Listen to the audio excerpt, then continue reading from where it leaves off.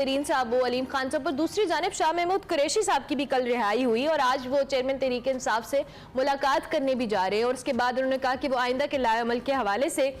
फैसला करेंगे। क्या देख रहे हैं, प्रेस कॉन्फ्रेंस के चांसेस हैं या सिर्फ मामलात बातचीत तक ही है? देखें, जो कल शाह महमूद कुरैशी साहब तकरीबन 1 माह की कैद के बाद रिहा हुए, तो इस्लामाबाद में यहाँ पे बात सहाफ़ियों में मशहूर है कि 2 प्रेस कॉन्फ्रेंसेज होती हैं। अगर तो अडयाला जेल के बाहर प्रेस कॉन्फ्रेंस हो रही है तो इसका मतलब है कि जो भी तहरीक इंसाफ का जो रुकन है रिहा हो रहा है वो तहरीक इंसाफ अभी छोड़ नहीं रहा। अगर तो नेशनल प्रेस क्लब का वेन्यू हो तो फिर इसका मतलब है कि वाकई वो छोड़ रहे हैं। तो कम से कम अडयाला जेल में जब अडयाला जेल के बाहर उन्होंने प्रेस कॉन्फ्रेंस की तो ये तो पता था कि इमीडिएटली तो शायद शाह महमूद कुरैशी साहब तहरीक इंसाफ छोड़ नहीं रहे। अब इस्लामाबाद के अंदर जो बातें हो रही हैं और जो शाह महमूद कुरैशी साहब की भी हमेशा से जो पॉलिटिक्स रही है, अगर आप देखें तो जितना भी जो तहरीक इंसाफ है उनकी लड़ाई रही एस्टेब्लिशमेंट के साथ, शाह महमूद कुरैशी सारे अरसे के दौरान अगर आप देखें तो वो कभी भी एस्टेब्लिशमेंट के खिलाफ कोई हार्ड लाइन नहीं लेते। तो तासुर यहाँ पे ये है कि शायद शाह महमूद कुरैशी वो पोटेंशियल कैंडिडेट हैं जो एस्टेब्लिशमेंट को एक्सेप्टेबल हो सकते हैं बतौर चेयरमैन पाकिस्तान तहरीक इंसाफ के। और उनकी जो कल की प्रेस कॉन्फ्रेंस भी थी उसमें भी अगर आप देखें तो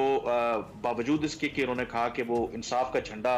थामे अभी भी खड़े हैं और अपने जो तहरीक इंसाफ के अरकान हैं उनके हौसले भी उन्होंने बुलंद किए, लेकिन उन्होंने एस्टेब्लिशमेंट के खिलाफ कोई बात नहीं की। तो इसलिए यहाँ पे कुछ ये बातें हो रही हैं कि शायद ये फ्यूचर में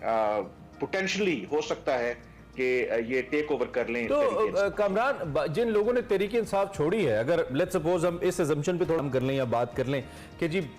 शाह महमूद साहब जो थोड़े प्रो एस्टैब्लिशमेंट हैं या जैसा कि आपने काबिल कबूल का लफ्ज़ इस्तेमाल किया, तो बाकी लोगों में क्या अमर माने था? जो बाकी शख्सियात थी उनसे इस्टेब्लिशमेंट को, फवाद चौधरी जैसे लोगों को या चौहान साहब जैसे लोगों को इस्टेब्लिशमेंट से क्या या उनसे क्या एलर्जी हो सकती थी? और दूसरा मेरे इसी सवाल का हिस्सा होगा कि ये बड़ी रिहाई क्या किसी बड़ी गिरफ्तारी का भी इंदिया दे रही है? देखें, जो आपने बाकी लोगों की बात की, एक तो अगर आप देखें तो अब 9 मई के जो वाकयात हैं उसको 1 माह होने वाला है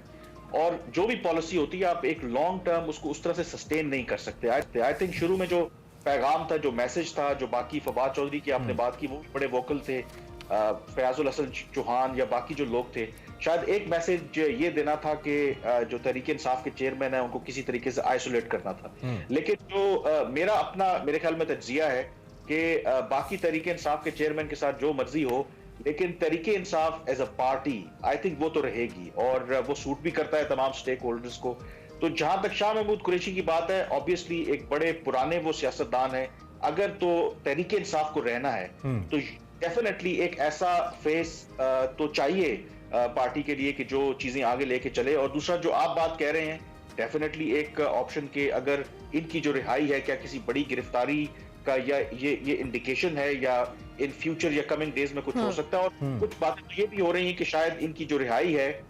जिस तरह आप कह रहे हैं कि आज वो तहरीक इंसाफ के चेयरमैन से मुलाकात करेंगे, तो हो सकता है कि अपने लीडर से वो पैगामात कि जो दौरान हिरासत जो शायद इनके रवाबित रहे हों कुछ लोगों के साथ, वो तहरीक इंसाफ के चेयरमैन को दिए जाएं और जो बाकी मामलात हैं वो आगे लेके चलें। तो